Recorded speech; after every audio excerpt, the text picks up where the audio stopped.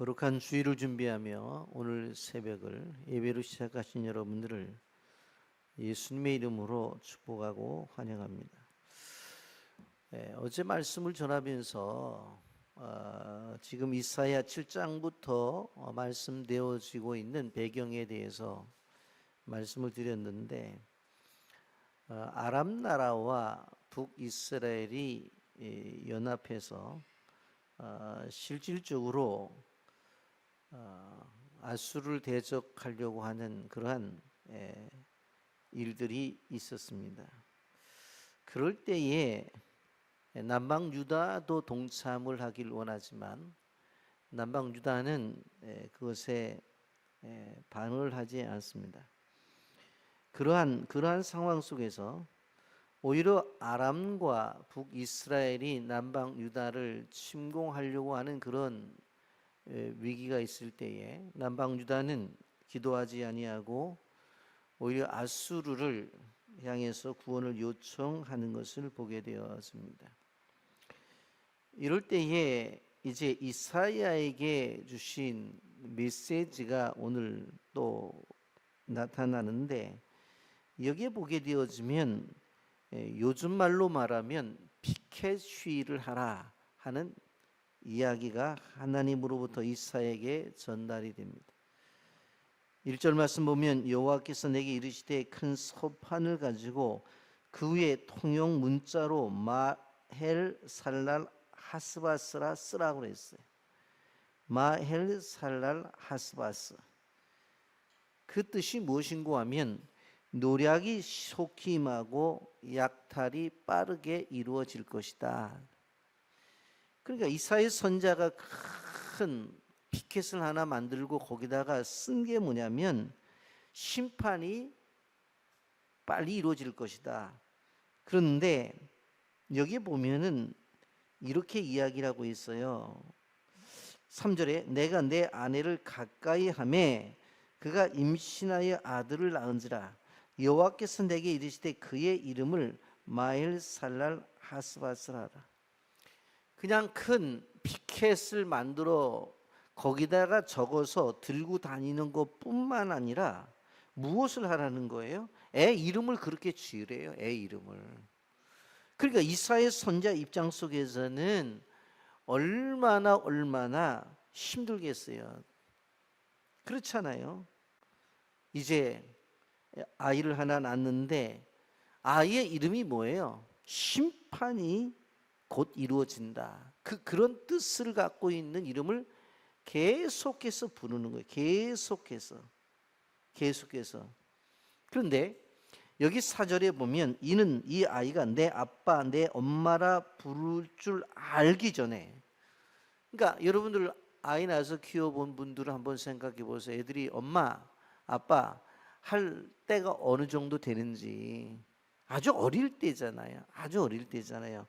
그러기 전에 다메섹의 재물과 사마리아의 노략물이 아수르 왕 앞에 옮겨질 것이라고 그랬어요.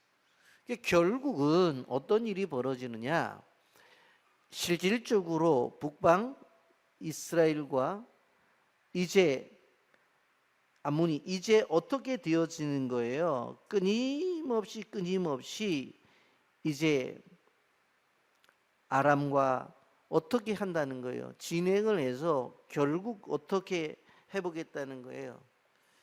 좀 이제 아수르를 어떻게 해보겠다고 그렇게 얘기를 하는데, 하나님 뭐라고 말씀하시냐면 너희들이 암만 아람과 북방 이스라엘이 하나가 된다고 해도 안 된다는 거. 그것이 언제 이루어져요? 그 심판이 이루어진다는 거예요. 그것을 피켓을 만들어서 거기다가 써서 다른 사람들에게 알리고 자기 아이를 낳으면 아이의 이름까지 지어서 그렇게 하라는 거예요. 여러분, 어떻게 보면 선지자라고 하는 직분 자체가 얼마나 힘든지 하는 것을 여기서 가르쳐주고 있습니다. 여러분, 나와서 피켓 하나 들고 다니면서 하나님의 심판이 임한대요. 오래가지 않아요? 바로 임할 거예요. 피켓 들고 다니는 거 좋아요. 그러고서 놓고 나서 이제 편하게 집에 들어가면 되는데, 집에 들어가도 뭐예요? 아빠 하고 달려드는 그 아이의 이름을 불러야 되는 거예요. 그 아이의 이름이 뭐라고요? 마헬 살랄 하스바스. 하나님의 심판이 임했다. 그 애 이름까지 부르는 거예요. 그러니까 결국은 이 선지자의 사명은 밖에 나가나 집에 들어오나 항상 하나님의 부르신 그 부름 앞에 순종을 해야 된다고 하는 것입니다.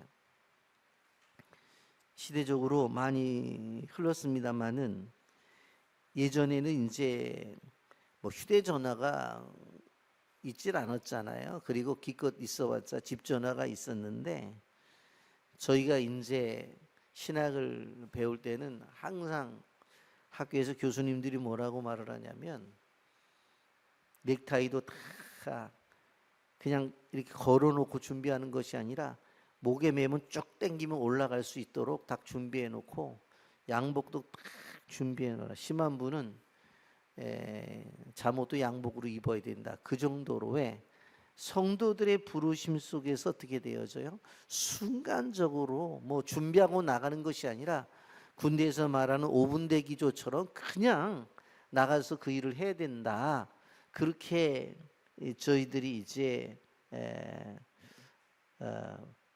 공부를 했어요. 지금 생각해 보면은 그게 중요한가?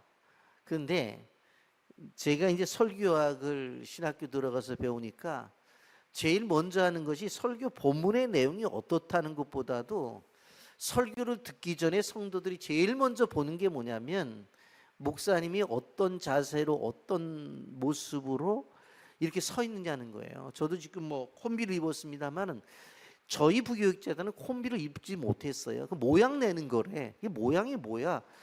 네? 부교육자들이 돈이 없어서 윗도리 하나 아랫도리 하나 거의 구해서 입는 그 시절인데 그러는 거예요. 그러면서 설교학 시간에 들어갔는데 교인들이 제일 먼저 보는 것이 넥타이 색깔을 본다는 거예요. 그래서 넥타이 색깔부터 시작해서 얘기를 하는 거예요.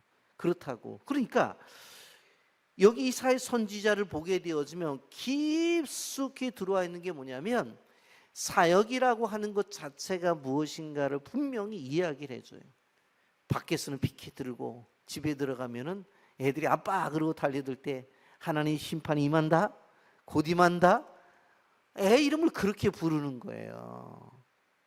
그러니 지금 이렇게 단순하게 이야기하지만 지금 그 시대의 배경을 보게 되어질 때 얼마나 시대가 심판의 위기 속에 와 있는지를 분명히 이야기를 하고 있는 것을 바라볼 수가 있습니다. 4절에 이는 이 아이가 내 아빠 내 엄마라고 부를 줄 알기도 전에 다메섹의 재물과 사마리아의 노략물이 아수르 앞으로 옮겨질 거다. 왜? 아수르의 침공으로 인해서 다 망할 거라는 거예요. 역사적으로 그렇게 이루어지잖아요. 예? 암몬이 망하게 되어지고 아람이 망하게 되어지고, 아람이 망한 다음에 이어서 주전 722년에 북방 이스라엘이 결국 멸망을 당하게 되어지잖아요. 그대로 이루어지는 거예요. 그대로. 여기서 우리가 알 수 있는 것이 뭔가 하면, 아람이라고 하는 나라는 이방 나라잖아요. 그렇잖아요. 근데 아람 나라가 무너지는 곳, 이스라엘은 어떤 나라예요? 하나님 믿는 백성들이잖아요. 물론 북방 이스라엘과 남방 유다로 나누었다고 하지만 현실적으로 이방의 그 우상의 그 제사를 드리는 그러한 죄를 범하고 있지만, 그러나 하나님의 자손들인데 다 아수르 앞에 무릎을 꿇어요. 무슨 이야기입니까? 세상의 모든 역사도 하나님의 주권 속에서 움직이고 있다는 거예요. 우리의 믿는 사람뿐만 아니라 세상의 모든 나라 역사도 누가? 하나님이 주관하신, 그 하나님의 주권 속에서 이루어지는 거예요.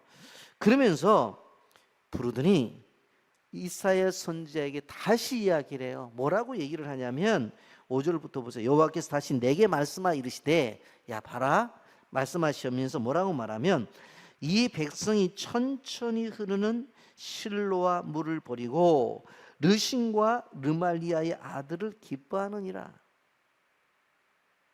7절 그러므로 주 내가 흉흉하고 창이란 큰 하수 곧 아수르 왕과 그의 모든 위력으로 그들을 뒤덮을 것이라.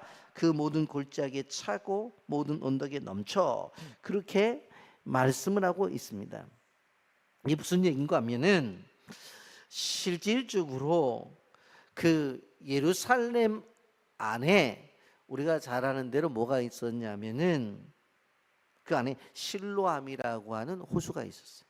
근데 이 호수는 자체적으로 물이 이렇게 밑에서부터 퐁퐁퐁퐁퐁 올라와서 생긴 호수가 아니라 밖에 기온이라고 하는 그러한 이 호수가 있었는데 거기서 땅을 파서 조용히 우리식으로 말하면 지하수를 만들어서 물이 흐르게 되었어요. 그래서 전쟁이 일어나가지고 예루살렘이 다 사방 6.25 싸움을 당해도 조용히 흐르는 그 물 때문에 물의 공급이 끊어지질 않았다. 소리가 나질 않았어요. 요란하지도 않았어요. 나중에 학자들이 보니까 작은 통로는 아니에요. 사람들이 드나들 정도로 큰 통로는 통로였는데 실질적으로 조용히 흐르고 있었다. 그 얘기예요. 이 백성이 천천히 흐르는 실로와 물을 버리고 천천히 흘러. 그런데 그 물 때문에 너희들이 지금까지 목마른 적 있어? 목마른 적 없잖아. 소리 내지도 않았어. 아, 내가 흘러가기 때문에 당신들이 목마르지 않아. 그런 소리도 내지 않았어. 그런데도 조용하게 소리 없이 그렇게 흐르는 물 때문에 너희들이 목마르지 않았잖아. 그런데 지금 너희는 뭘 원하는 줄 알아? 7절에 그러므로 주 내가 흉흉하고 창이란 큰 하수 곧 아수르 왕과 너희들은 큰 소리를 내고 크게 보이고 물을 흘러도 조용히 흐르는 것이 아니라 콸콸콸콸콸 내가 흐른다고 주장하는 그러한 것들을 너희들은 자꾸 생각을 해. 예? 그리고 그것을 선택하고 있잖아.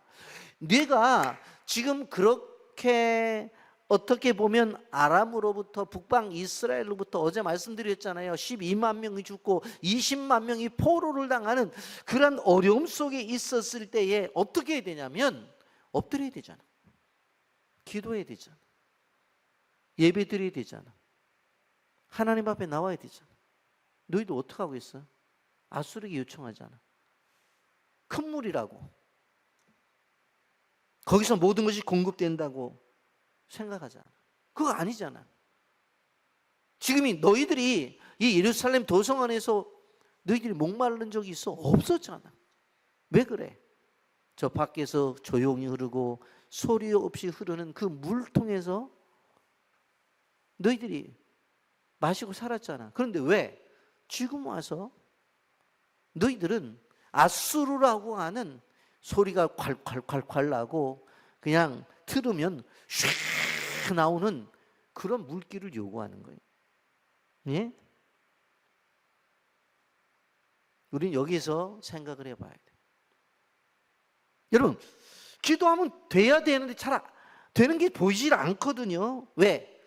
나를 향해 조용히 흐르기 때문에 그런. 그걸 아셔야 돼요. 정작 하나님 앞에 부르짖어 기도하면 우리가 기도하는 소리만큼 하나님이 그 소리만큼 나타나셔야 되잖아요. 그런데 그렇지 않잖아요.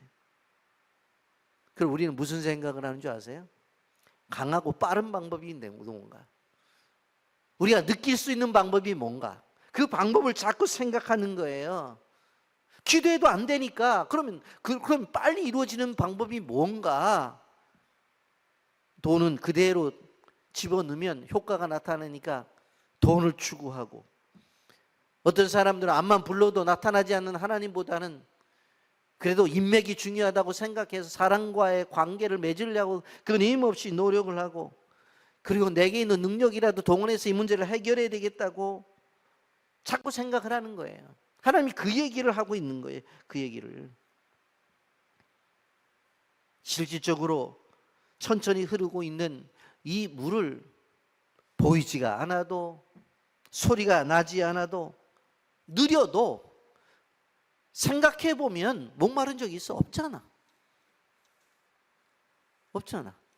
근데 왜 지금 와서 소리 나는 걸 원하니? 그 이야기를 하고 있는 거예요. 그러면서 여기에 중요한 한 마디를 선언하셔요. 8절에 줄쳐 놓으세요. 흘러 유대에 들어와서 가득하여 목에까지 미치라. 임마누엘이여, 그가 펴는 날개가 내 땅에 가득하리라. 임마누엘이요, 그 하나님은 우리와 함께 하시는 임마누엘의 하나님입니다. 아멘. 이걸 믿어야 된다는 거예요. 조용히 흘러도 임마누엘이고 소리가 없이 흘러도 임마누엘이에요. 그 하나님을 믿음. 그리고 지금 너희 땅은 임마누엘의 땅이라는 거예요. 땅이라는 거예요. 여러분, 이 사실 앞에 아멘 하면서 꼭 믿으세요. 여러분의 집에 들어갈 때, 여러분의 집은 임마누엘의 땅이에요. 아멘. 소리도 안 나. 특별하게 뭐 역사도 안 나타나는 것 같아. 아직도 애들은 속색이요. 그래도 임마누엘의 땅이에요. 임마누엘의 땅. 내가 다니는 직장도 마찬가지예요. 임마누엘의 땅이에요. 아멘. 우리 빛의 교회도 임마누엘의 땅이라고요. 성도는 세상의 화려한 것들을 가지고 움직이는 존재가 아니에요. 광야를 지나도 하늘에서 만나가 내리고 때가 되면 메추라기를 보내주시고 아무리 입어도 옷이 헤어지지 않는 하나님의 축복을 받은 존재예요. 이게 임마누엘의 땅을 걸어가는 존재들이라니까요. 우리 성경이 그렇게 말하잖아요. 흘러 유다에 들어와서 가득하여 목에까지 미치리라. 임마누엘이여, 임마누엘이여, 그가 펴는 날개가 내 땅에 가득하리라. 하나님이 함께 하시는 것이 내가 가는 땅에 가득하리라. 아멘. 오늘 영화부 유아부는 만수동 교회에서 또 일부하고 여기 와서 뭐 물놀이 한다고 그러더라고요. 여러분, 이들이 밟는 땅이 임마누엘의 땅인 줄을 믿으시길 바랍니다. 유수무수는 또 노예에서 주관하는 연합수련회에 참석하는데 그것들 우리가 기억해야 돼요. 우리 빛의 교회 유치동부 아이들 때문에 그 땅이 임마누엘이 되는 거예요. 더 크게 아멘 하세요. 예? 조용하다고 해서 하나님의 역사가 없는 게 아니에요. 천천히 흐른다고 해서 하나님의 역사가 없는 게 아니에요. 우리는 늘 기억해야 돼요. 내가 있는 땅, 내가 밟는 땅은 어떠한 땅이다? 임마누엘의 땅이다. 그러면서 9절에 재미있는 모습이 있어요. 너 세상을 향해 외쳐봐봐. 너희 민족들아 함성을 질러봐라. 유대 사람들을 향해서 말하는 거야. 끝내 패망하리라. 너희 먼 나라 백성들아 들을지어다. 야, 너희 허리를 동여 그래도 패망해. 너희 허리띠를 띄어 그래도 망해. 10절에 너희는 함께 계획해. 암만 계획해봐 끝내 이루지 못해. 말을 해봐 끝내 시행하지 못해. 왜 그런 줄 알아? 이는 하나님이 우리와 함께 계십니다. 하나님이 우리와 함께 계시기 때문에 너희들이 아무리 소리를 지르고 허리에 띠를 띠고 그리고 함께 모여서 꿍짝꿍짝하고 암만 얘기를 해도 이루어진다 안 이루어진다? 안 이루어진다. 왜? 내가 믿는 하나님이 임마누엘의 하나님이다. 11절 여호와께서 강한 손으로 내게 알려주시며 이 백성의 길로 가지 말 것을 내게 깨우쳐 이르시되 야, 그 길로 가지마. 눈앞에 있는 아수르가 있다 할지라도 절대로 함께하면 안 돼. 그런데 지금 남방유다는 두려워요. 여러분, 우리는 알아야 되는 것이 믿음이라고 하는 것은 두려움이 없는 상태가 아니라 두려워도 하나님과 함께 계심을 믿는 게 믿음의 생활이에요. 아무리 지금의 환경이 두려워요. 걱정과 염려가 있어요. 그래서 제가 가끔 말하잖아요. 염려할 시간에 기도하라. 걱정할 시간에 기도하라. 그것이 하나님 우리에게 주시는 거예요. 예? 그러면서 우리는 방향을 바꾸어서 13절에 만군의 여호와 그를 너희가 거룩하다 하고 그를 너희가 두려워하며 무수할 자로 삼으라. 아수르가 무서운 존재가 아니다. 아수르가 두려운 존재가 아니라 바로 우리가 거룩하다고 말하는 하나님이 두려운 존재다라고 말을 해요. 왜 이게 중요한 줄 아세요? 왜 하나님을 두려워하고 하나님 인정해 주는 줄 아세요? 그럴 때에 14절에 그가 성소가 되시리라. 아무나 성소가 되는 게, 아무나 교회가 되는 게 아니라는 거예요.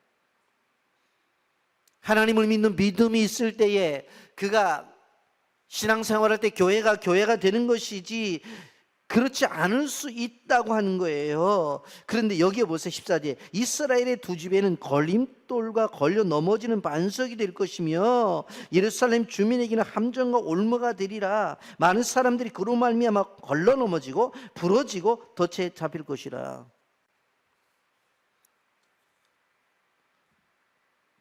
여러분, 교회는 어떤 공동체여야 돼요? 우리의 신앙이 더 자라나게 하는 디딤돌이 되어져야 되잖아요.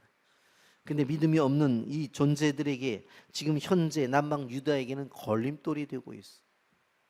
그래서 오늘 설교 제목이 걸림돌과 디딤돌이라는 제목을 갖고 나눈. 여러분, 우리는 하나님께서 우리에게 주신 기도, 말씀, 우리가 신앙생활하는 교회, 이러한 모든 것들이 우리의 신앙에 유익을 줘야 되는 것이지. 근데 그것이 오히려 유익을 주지 못할 때가 있을 수 있다는 걸 알아야 돼. 무슨 얘기냐?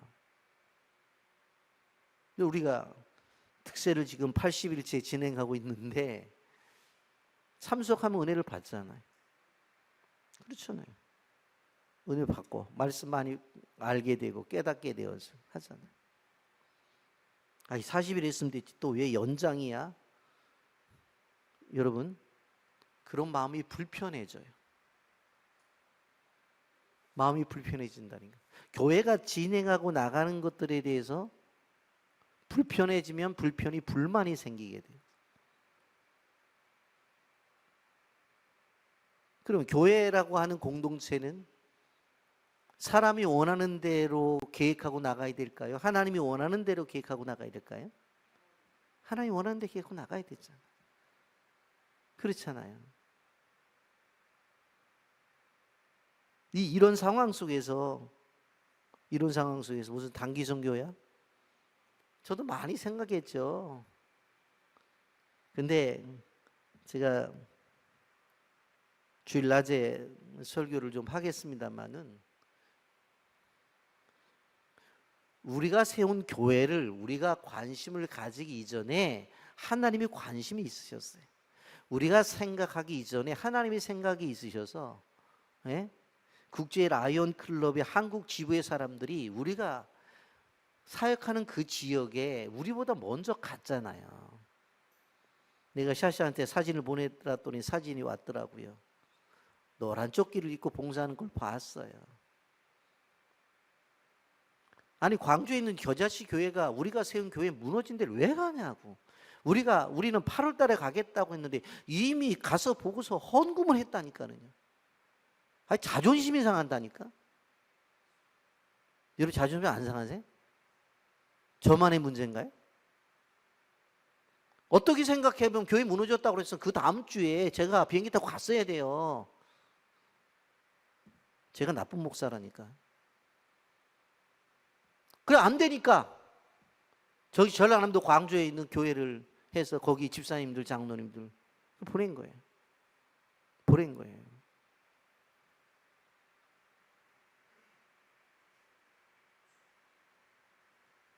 우리가 기억해야 될 것은 뭐냐면 교회가 교회됨, 목사가 목사됨, 장로가 장로됨, 권사가 권사됨이 무지하게 중요해요.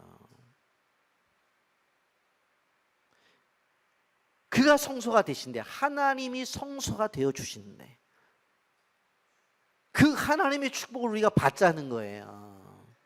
그렇지 않으면 안 돼요. 근데 그게 안 되지면 어떻게 되어져요? 제가 그랬잖아요. 걸림돌이 된다니까. 특세가 걸림돌이 되어져요. 예배가 걸림돌이 되어져요. 명절에 편안하게 집에 내려가 갖고, 아니 오늘 주일 아니야? 아유 우리 교회는 주일날 예배 없어. 명절 때는 목사님이 마음이 넓으셔. 그래서 다 이해해 그냥. 그럼 얼마나 좋겠어요. 근데 제가 안 하잖아요. 제가 안 하잖아요. 왜? 잘못하면 그런 것들이 여러분의 신앙을 걸려 넘어지게, 여러분을 부러뜨려요. 덫에 걸리게 만든다. 그래서 13절, 15절 많은 사람들이 그로 말미암아 걸려 넘어지고 부러지고 덫에 걸려 잡힐 것이라고 했어요. 그러면서 이사야에게 중요한 이야기를 하나 하고 있습니다. 16절 이렇게 말해요. 너는 증거의 말씀을 싸매며 율법에 내 제자들 가운데 봉합하라. 이 시대는 하나님의 말씀이 거부되는 시대에 살아가고 있는 것을 볼 수가 있습니다. 우리 교회는 보수적인 신앙을 갖고 있어요. 그렇잖아요. 그래서 신학적으로 보면 성경을 유기적 영감이라는 말을 쓰고 있는데, 그것이 뭐냐면 성경 전체를 보게 되어질 때 모든 것들이 하나님의 뜻대로 기록이 되어져 있다. 그런데 여러분 인터넷 들어가 보면 조심해야 될 것이, 성경의 번역상에 보면 3천 몇 가지가 4천 몇 가지가 이렇게 오류가 있다고 주장을 해요. 물론 시대를 따라서 언어의 변천을 따라서 성경도 이렇게 번역이 달라지잖아요. 지금 우리가 쓰는 것이 뭐라면 개역 개정판이라고 그렇게 쓰잖아요. 바꿨다고요. 얼마나 고집스러우냐면 우리 교단이요. 그래서 찬송가도 바꾸고 성경도 바꿨잖아요. 주기도문도 바꾸고 사도신경도 바꿨어요. 제가 왜 헷갈리는 줄 아세요? 학교 가면 옛날 한 거 계속 외워. 옛날 거. 그 내가 웃으면서 그래요. 아니 옛날 거 했으면 찬송가도 옛날 거, 성경도 옛날 거 써야 되지. 성경과 찬송은 지금 바뀐 거 쓰고 주기도만 하고 성경 그 사도신경은 마음에 안 든다고 옛날 거 써 있나. 그러니까 학교 가면 옛날 거, 교회 오면 또 요즘 바뀐 거. 그러니까 제가 헷갈려갖고 머리가 나빠갖고 왔다 갔다 해요. 그렇게 고집스러워 우리 교단이. 그런데 제가 말씀드리잖아요. 성경에 오류가 있다. 있을 수 있어요. 왜? 당시에 있어도 원본 자체도 없으니까 지금 있다고. 그럼 저는 뭐라고 생각하냐면, 그것이 혹시 오역된 부분이 있다 할지라도 그것을 하나님께서 우리가 받아들일 때는 온전하게 받아들이도록 하나님께서 성령께서 역사하셔서 받아들이기 때문에 무조건 아멘 해라. 그래야지 여기에 어떤 교단처럼 이거는 말이 안 되는 거네, 이거 잘라내고, 이거는 이거 있을 수도 없잖아, 그거 다 잘라내 보세요. 나중에 뭐 남나? 성경에 남는 게 없어요. 자기 마음에 드는 것들만 다 골라보세요. 뭐가 남나? 그래서 오늘 성경이 이렇게 말하는 거예요. 예? 증거의 말씀을 싸매고 율법을 봉합하라. 잘 관리하라는 거예요. 말씀은 잘 관리하라는 거예요. 그러면서 17절에 아주 중요한 얘기를 하기 때문에 이걸 한번 보세요. 이제 야곱의 집에 대하여 얼굴을 가리시는 여호와를 나는 기다리며 그를 바라보리라. 하나님이 야곱의 집에 얼굴을 가리셨다니까. 안 보겠다고 가리셨어요. 근데 이사야 선지자는 뭐라고 말해요? 하나님의 얼굴을 앞만 가려보세요. 나는 그 얼굴을 바라보겠습니다. 나는 그 얼굴을 기다리겠습니다.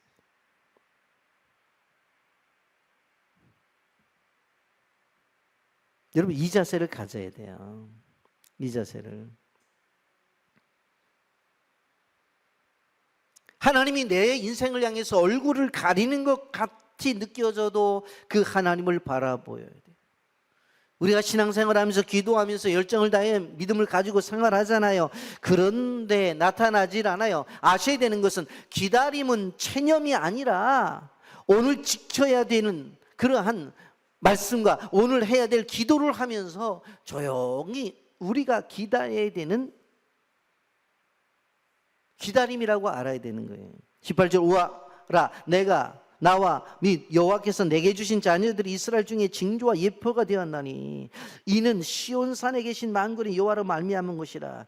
보라, 나와 및 여호와께서 내게 주신 자녀들이 이스라엘 중에 징표와 예표가 되었나니.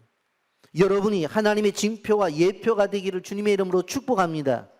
우리 교회가 주님의 징조와 예표가 되기를 예수님의 이름으로 축복합니다.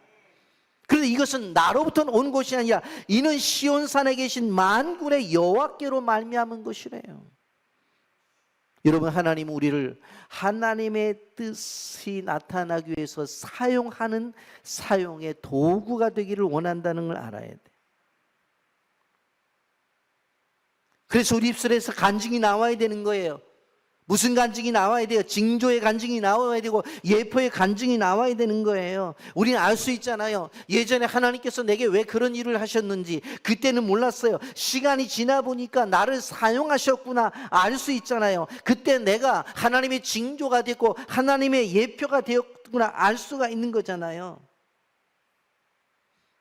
하나님은 자신의 뜻을 이루기 위해서 우리를 사용하시기를 원한다는 걸 기억하셔야 돼요.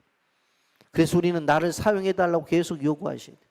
주일 낮 설교에 이사야의 말씀을 통해서 나를 보내소서라고 하는 중심적인 것을 가지고 제가 말씀을 전하게 되어질 텐데, 그래서 우린 기억해야 돼요. 나의 기도도 나의 삶도 나의 모든 것들이 주님을 나타내는 것이 되어져야 돼요. 나 자신도 나의 가정도 교회도 직장도 주님을 나타내는 도구가 되어져야 된다는 거예요.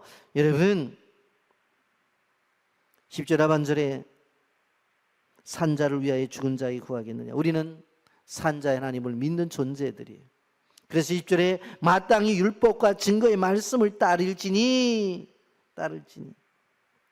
그들이 말하는 바가 이 말씀에 맞지 아니하면 그들이 정녕 아침빛을 보지 못하겠고, 말씀에 순종하고 아멘하고 나가게 될 때 우리 인생에 빛이 나타나는 것이지, 그렇지 아니하면 빛이 나타나지 않는다는 거예요. 20일 이 땅으로 헤매며 곤고하며 굶주릴 것이라. 아니, 그 땅이 어떤 땅이라고 그랬어요? 임마누엘의 땅인데 왜 굶냐고. 하나님의 뜻대로 살아야 돼. 말씀을 정리합니다.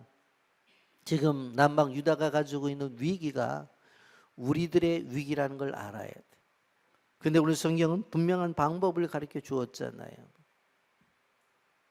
조용히 흐르고 정말 말 없이 흐르고 소리 없이 흘러도 흐르는 그 은혜를 우리는 붙잡아야 된다. 자꾸 소리내고 자꾸 말이 많아지고 하는 그런 것들을 쫓아가지 마라. 우선은 돈이 되는 것 같는데 돈이 됐든가요? 돈이 내 인생을 책임져 주든가요? 권력이 책임져 주든가요? 그거 아니잖아요. 우리는 어느 신앙까지 가야 돼요? 오늘 말씀을 통해서 17절까지 하나님이 나에게를 향해서 얼굴을 가려도 나는 끝까지 그 얼굴을 기다리며 그를 바라보리라. 17절, 이제 야곱의 집에 대하여 얼굴을 가리시는 여호와를 나는 기다리며 그를 바라보리라. 얼굴을 가린 것 같아도 그를 바라보고 그를 기다리는 신앙, 그리고 내 인생에 하나님의 징조와 예표가 되는 신앙, 좀 그렇게 살아보자고요. 저는 목사로서 그런 목사가 되기를 원해요. 아유, 그 안기성 목사 하나님이 역사하셔서 징표가 나타나잖아. 아멘 좀 해주세요. 예표가 나타나잖아. 에? 아유, 빛의 교회 20년 교회 지으면서 교회 마지막 완성하자. 하나님이 징표가 예표 아니에요? 에?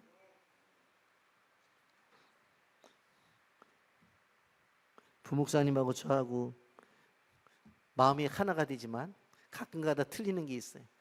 지금이라도 빨리 들어가자 그러는데 저는 1년 만에 지었으면 바로 들어갔을 거예요, 대강. 근데 20년 동안 지었으니까 좀 더 멋있게 하고 들어가자.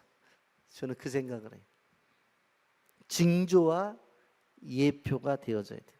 아직도 짓지도 않았는데 여기저기서 교회 빌려달라는 얘기는 너무 많아. 너무 많아. 그래서 내가 기도나 좀 해주세요. 내가 그러고 내가 말거든요. 여러분의 개인도, 가정도, 교회도, 여러분의 직장도 하나님의 징표와 예표가 되어서 주님을 증거하는 놀라운 축복이기를 예수님의 이름으로 축복합니다. 아멘.